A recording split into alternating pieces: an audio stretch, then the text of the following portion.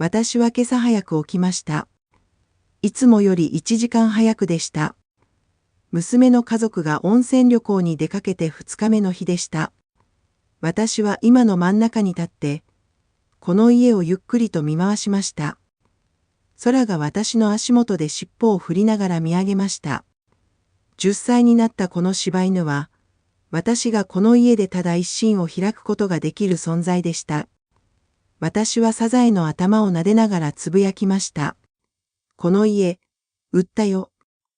今日契約したよ。空は私の言うことを理解するように一度吠えました。私は台所に歩いて行きました。娘のゆりが去る前に残した言葉が耳元に残っていました。お母さん、旅行に行く間、家をよく見てください。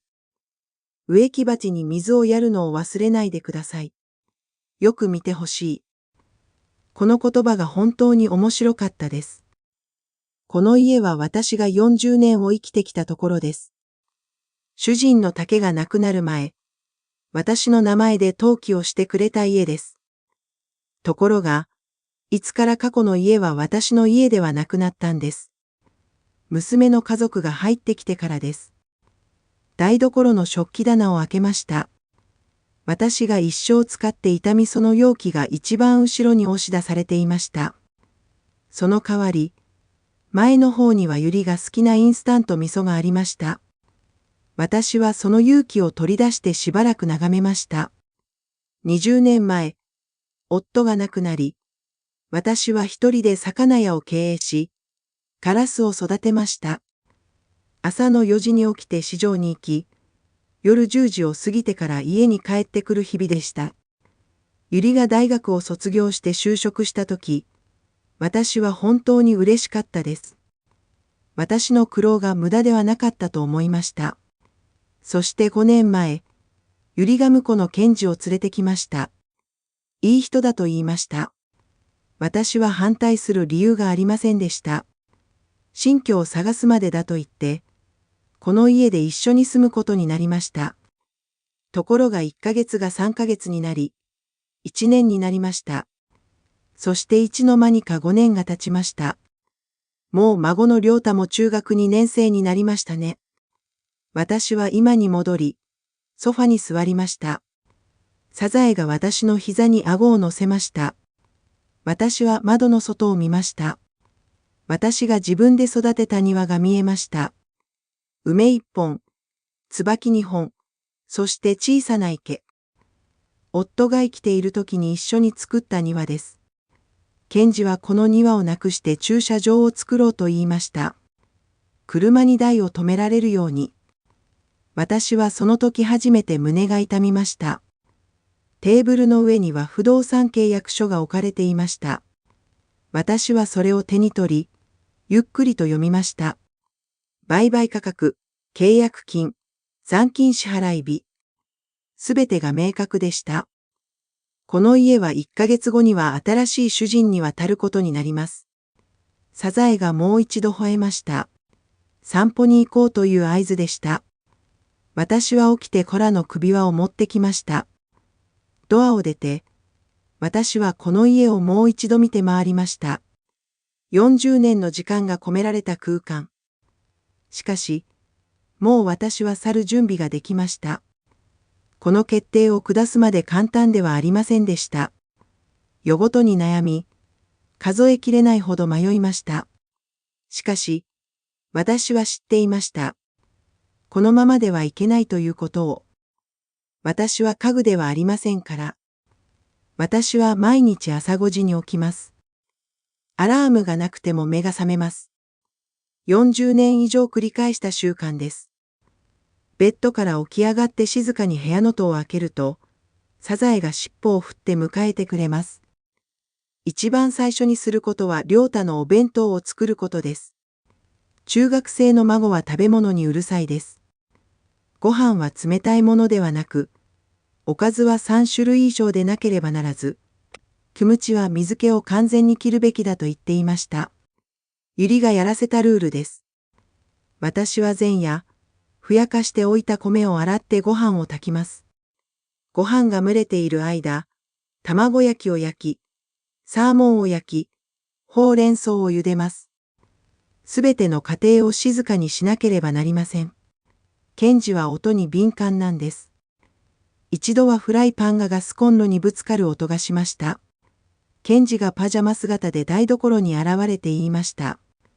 お母さん、ちょっと静かにしてくれませんか？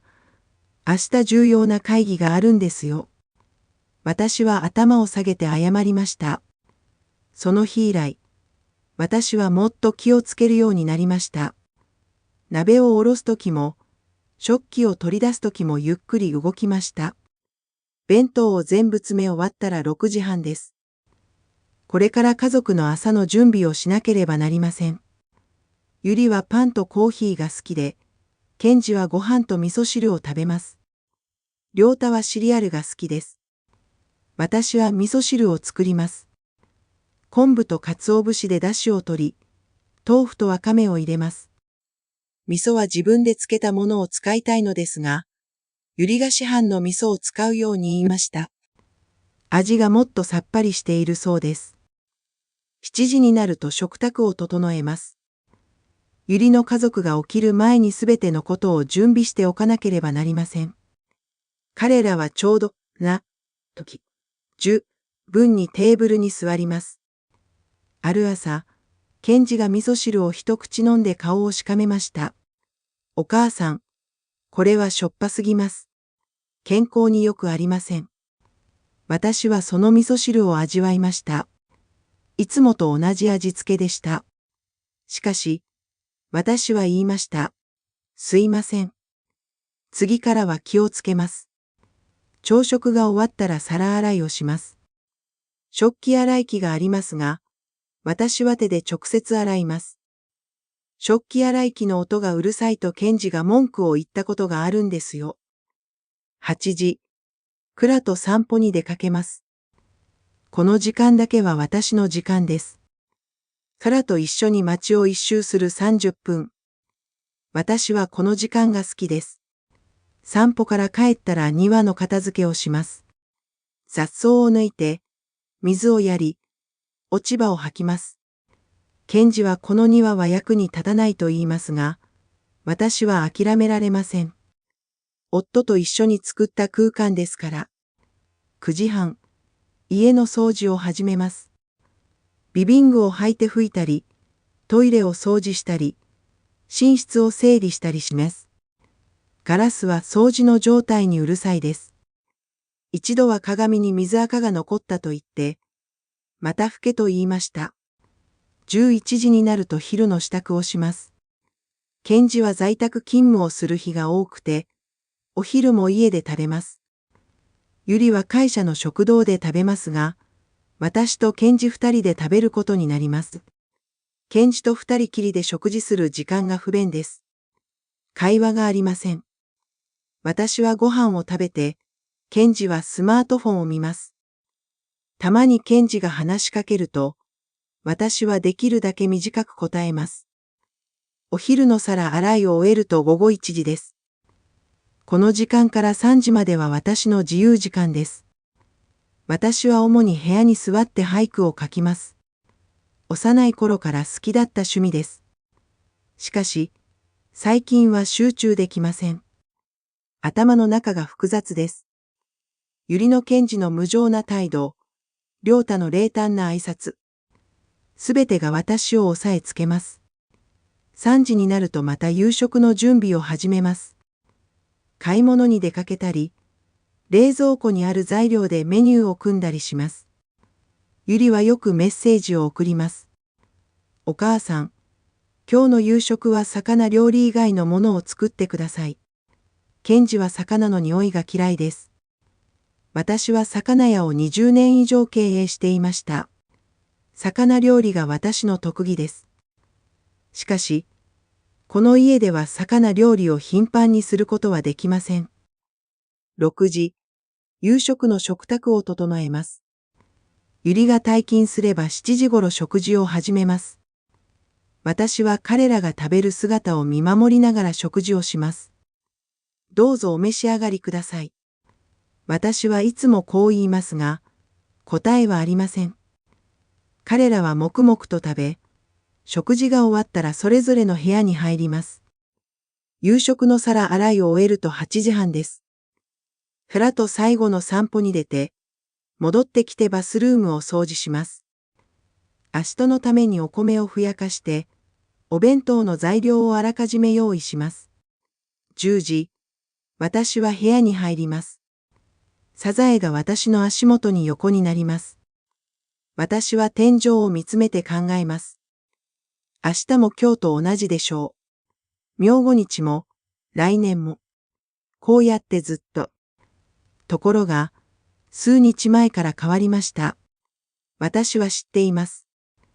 この繰り返しがもうすぐ終わるということを。腰の痛みは1ヶ月前から始まりました。最初は大したことではないと思いました。年を取ればあちこち痛いのが当たり前ですから。しかし、痛みはますますひどくなりました。朝起きるたびに腰がこわばっていました。しゃがんで庭の仕事をすると、再び立ち上がるのが大変でした。重い鍋を持つときは電気が上がるようでした。私は我慢しました。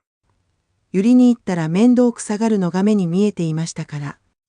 しかし、ある日、もう我慢できませんでした。ゆり、私病院に行ってみないと。ゆりはスマートフォンから目を離さずに答えました。お母さん、今ですか？私は今日会議があるのですが。明日はどうですか？私はうなずきました。ところが次の日も、その次の日もゆりは忙しかったです。結局、私は一人で病院に行きました。整形外科の待合室は人でいっぱいでした。ほとんど私と同じくらいの年齢の老人たちでした。私は番号札を取ってしばらく待ちました。滝沢春子さん。私の名前が呼ばれたとき、私は緊張しました。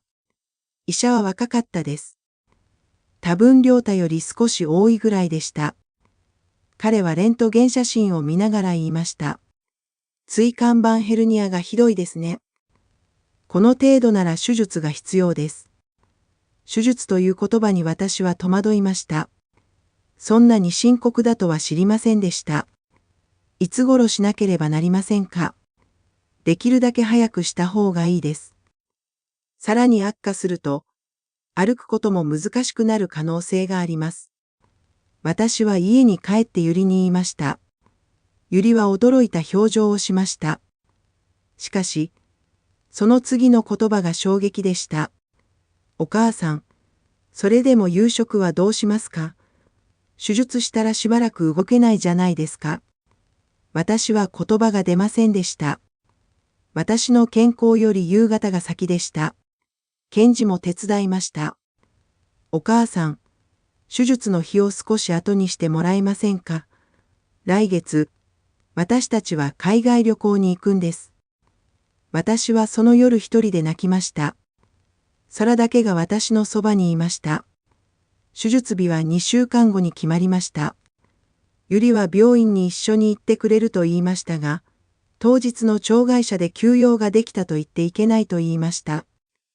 お見舞いは時間があれば行きますよ、お母さん。私は一人でタクシーに乗って病院に行きました。手術前同意書に署名しながら、保護者欄に私の名前を書きました。私が私の保護者でした。麻酔から覚めたとき、病室は静かでした。隣のベッドには、腕を負傷した若い女性が横たわっていました。彼の家族が病床のそばを守っていました。ママ、大丈夫。痛い。娘と思われる女性が母親の手を握って尋ねました。母は微笑んで首を横に振りました。その姿を見ながら私は涙が出ました。私のベッドのそばには誰もいませんでした。コップもなく、果物もありませんでした。私は天井を見つめて考えました。私はなぜこのように生きているのだろうか。2日後、ゆりがお見舞いに来ました。10分ほどしてから行きました。検事と良太は来ませんでした。ゆりが去る前に言いました。お母さん、最近老人ホームいいところ多いらしいよ。後で一度調べてみましょうか。お母さんもそこに行けば楽でしょう。老人ホーム。その単語が私の胸をつきました。私は荷物になったんです。彼らに、1週間後に退院しました。家に帰ったとき、私は決心しました。このままじゃダメだって。私も自分の人生を生きなければならないと。引き出しの奥から登記簿謄本を取り出しました。滝沢春子。家主は私でした。退院から1週間が経ちました。腰はまだ完全には治っていませんが、日常生活は可能でした。私はまた夜明けに起きて、お弁当を作り、掃除をし、食事を用意しました。しかし、何か違いました。私は変わっていました。ある日の午後、ゆりとケンジが外出している間、私は書斎に行きました。夫が生きている時に使っていた部屋です。今はケンジの在宅勤務スペースになりましたが、古い書類はまだそのままでした。私は古いファイルボックスを取り出しました。ほこりがうず高く積もっていました。ゆっくり開けてみたら各種書類が出てきました。結婚証明書、ゆりの出生証明書、それから不動産登記簿謄本。登記簿を開いたとき、私の手が震えました。所有者欄に書かれた名前。滝沢春子。この家は明らかに私のものでした。夫の部は亡くなる1年前、この家を私の名義に変えました。当時、私は理由を知りませんでした。武士はただ笑って言いました。春子、念のために、あなたが楽に暮らせるように。私はその時その言葉の意味を知りませんでした。今はわかります。夫は私が保護されることを望んでいたのです。私は登記簿を持って居間に出ました。空が私の後をついてきました。私はソファに座ってこの家を見回しました。玄関横の下駄箱は私が選んだものです。リビングのテーブルは夫と一緒に家具店を3カ所も回って探したものです。台所の食器棚は私が30年以上使ってきたものです。しかし、いつからか、このすべてが私のものではないように感じました。ガラスがカーテンを変え、ケンジがソファを買い替え、亮太のゲーム機がリビングルームを占領しました。私は通帳を出してみました。一生貯めたお金がありました。魚屋を経営して少しずつ貯めた金。多くはありませんが、一人暮らしには十分でした。その夜、私は眠れませんでした。ベッドに横になって天井を見つめながら考えました。伊豆半島。若い頃、夫と一緒に旅行に行った場所です。海が見える小さな家で一晩泊まりました。夫はその時言いました。後で引退したらこんなところで暮らそうか。海を見ながら。しかし、夫は引きのけで来ませんでした。あまりにも早く出発しました。私はその夢を一人で叶えることができるでしょうか。翌朝、私は不動産アプリをインストールしました。スマートフォンの使用が苦手でしたが、ゆっくりやってみたらできました。伊豆半島の小さな家を検索しました。海の見える平屋。小には月。お値段もお手頃でした。私はいくつかの写真を保存しました。そして東京のこの家の相場も確認しました。思ったよりたくさん上がっていました。このお金ならえずに家を買っても余裕がありました。私は悩みました。本当にこうしてもいいのか。娘を捨てるのではないか。孫はどうなるのだろうか。しかし、私は知っていました。私がここにいても、彼らは私を必要としないことを。私はただの便利な家政婦でした。私は不動産業者に電話をかけました。声が震えましたが、はっきり言いました。家を売ろうと思います。できるだけ早くお願いします。ブローカーは、1週間以内に買い手を見つけると言いました。私は電話を切ってため息をつきました。もう取り返しがつきません。私は自分の人生を選びました。その日の夜、食卓に座ってガラスの家族と夕食を食べました。彼らはいつものように黙って食事をしました。私は彼らを一つ一つ見つめました。ゆり。私があれほど愛した娘。ケンジ。初めて会ったとき、礼儀正しいと思った婿。りょうた。子供の頃、おばあちゃんと呼んでくれた孫。いつからこうなったのでしょうか。私は悲しかったです。しかし同時に明らかでした。もう私のために生きなければならない。不動産業者は約束を守りました。1週間ぶりに買い手が現れました。若い夫婦でしたね。妊娠中の妻と一緒に家を見に来たとき、私は複雑な気持ちでした。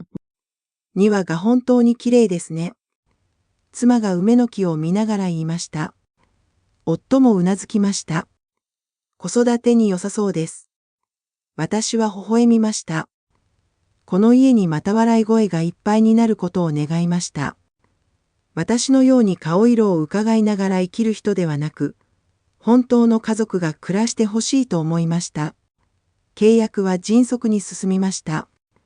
娘の家族が温泉旅行に行っている間、私は仲介人の事務所でハンコを押しました。契約金が通帳に入りました。1ヶ月後、残金を払って家を渡すことにしました。それまでゆりの家族には秘密でした。私は彼らが旅行から帰ってくる前に、すべての準備を終わらせるつもりでした。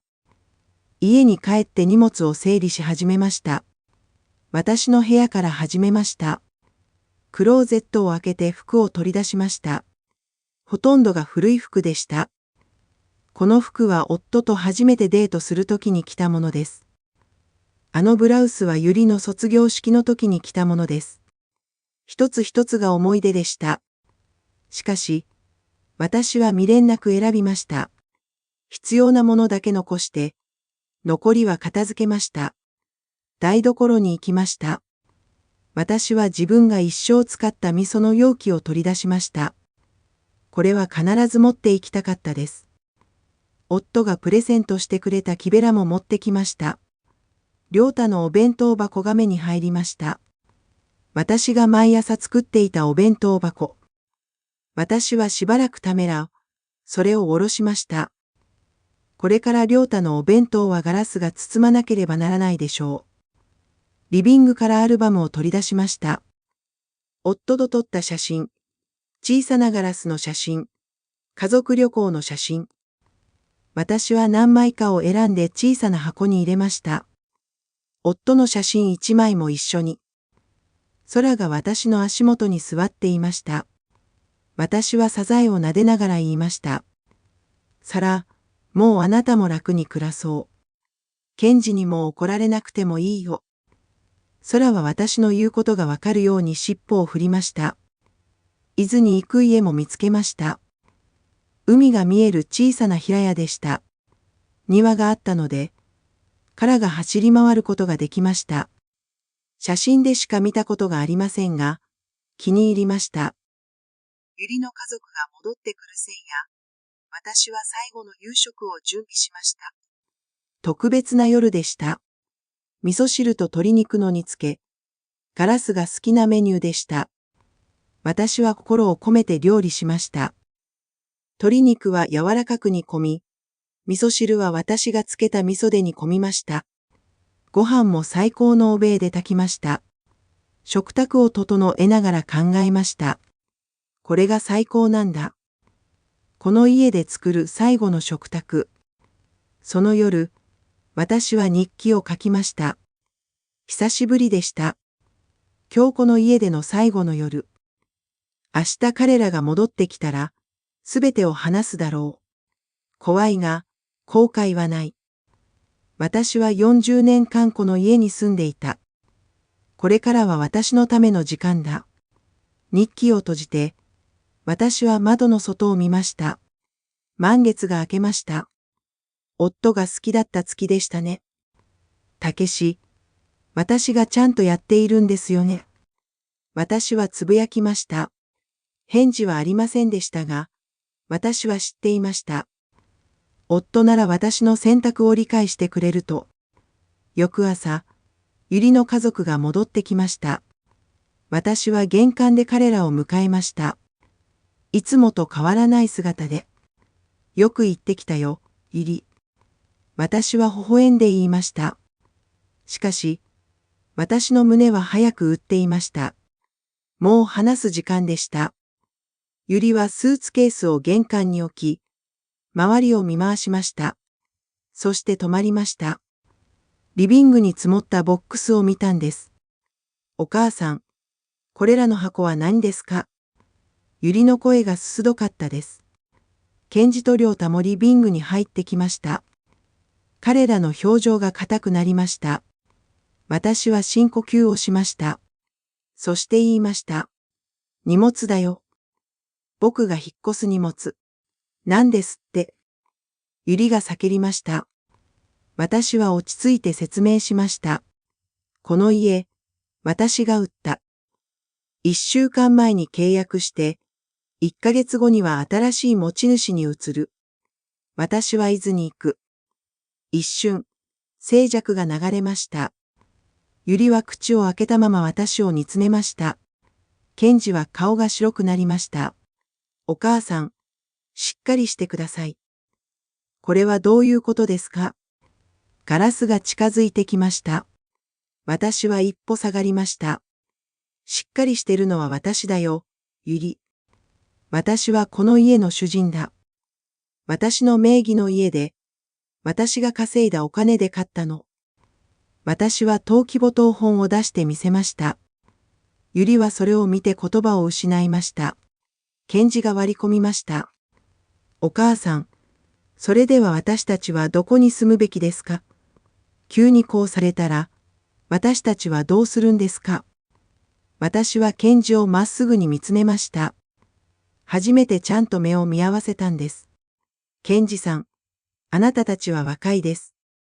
仕事もしていますし、十分に独立できます。5年間ここに住んでお金もたくさん集めたんじゃないですか。ケンジは黙りました。言うことがなかったんです。ガラスが泣きそうになり始めました。お母さん、ひどいです。私たちが何か悪いことをしましたか？私たちがお母さんに何かしてあげられなかったことがありますか？それを聞いた瞬間、私は腹が立ちました。一生我慢してきた感情が溢れ出しました。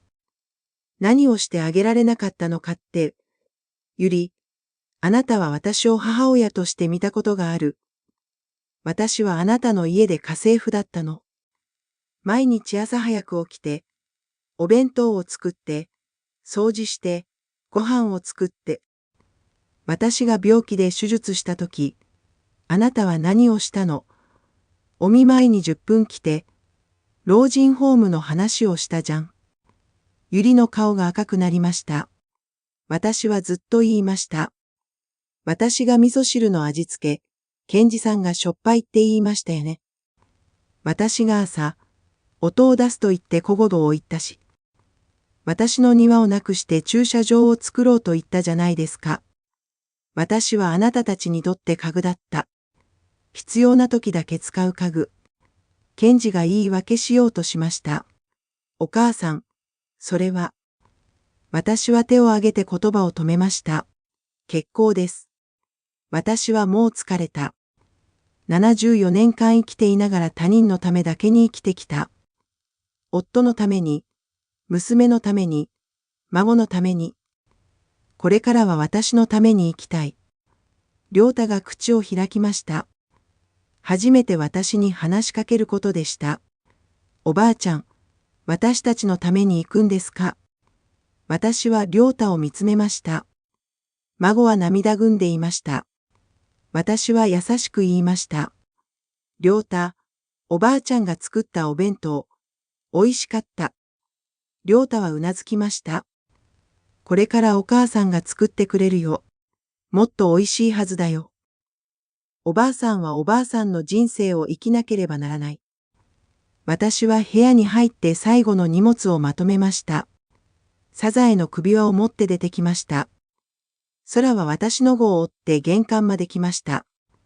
ドアを出る前、私は後ろを振り返りました。ゆりがソファーに座り込んで泣いていて、ケンジはぼーっと立っていて、良太は窓の外を眺めていました。元気でね、ゆり。私は最後の挨拶をしてドアを閉めました。伊豆までは来るまで3時間かかりました。私はレンタカーを借りて自分で運転しました。久しぶりの運転でしたが、難しくはありませんでした。サラは助手席に座って窓の外を見ました。東京を離れると風景が変わりました。高い建物が消え、大和の原が現れました。空気も違いました。もっと清くて綺麗でした。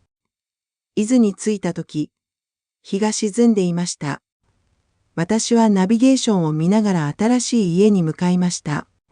狭い路地を通り過ぎ、ついに海の見える丘にたどり着きました。私の家でした。小さな平屋。白い壁と青い屋根。写真で見たよりもっと綺麗でした。車から降りて門を開けました。空が楽しそうに庭に駆け込みました。庭には菊が咲いていました。黄色、白、赤。私は玄関のドアを開けて家の中に入りました。小さかったですが、居心地が良かったです。リビング、キッチン、寝室一つ、バスルーム。私一人で暮らすには十分でした。窓を開けると海の香りが押し寄せてきました。波の音も聞こえました。私は窓際に立って海を眺めました。水平線の向こうに日が沈んでいました。たけし、ここに来てください。私たちが夢見ていたところです。私はつぶやきました。夫がそばにいるようでした。荷物の整理を始めました。多くなかったですね。スーツケース一つ、箱二つ。それが私のすべてでした。しかし、十分でした。台所に味噌の容器を置き、キレラをかけました。夫の写真はリビングの棚に置きました。写真の夫を笑っていました。夕食を簡単に食べました。近くのコンビニで買ったおにぎりでした。サザエにも餌をあげました。サザエは美味しく食べました。ケンジに叱られなかったからか、表情も明るく見えました。食事後、空と一緒に散歩に出かけました。街は静かでした。街灯の明かりの下を何人かの人が歩いていました。散歩中に隣のおばあさんに会いました。白髪を短く切ったおばあさんでした。新しく来られたようですね。私は隣に住んでいる佐藤です。おばあさんは親切に挨拶しました。私もご挨拶をいただきました。滝沢春子と申します。今日引っ越してきました。佐藤おばあさんは皿を見て微笑みました。お、柴犬ですね。名前は何ですか？カラです。かわいい名前ですね。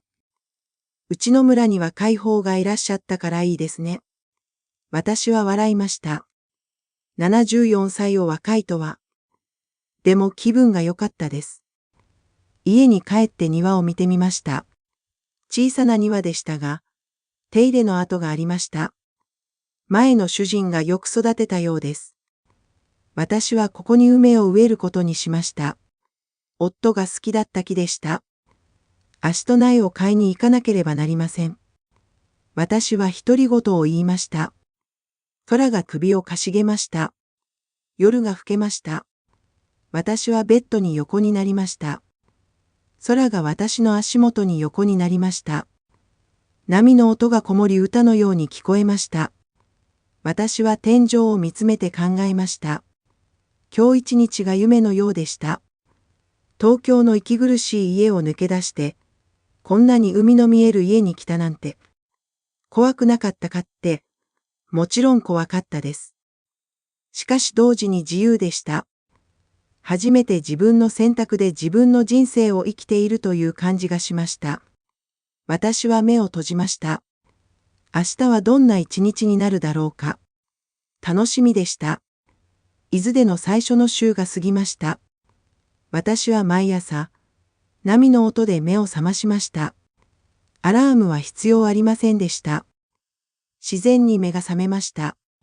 毎朝、サザエと一緒に海辺を散歩しました。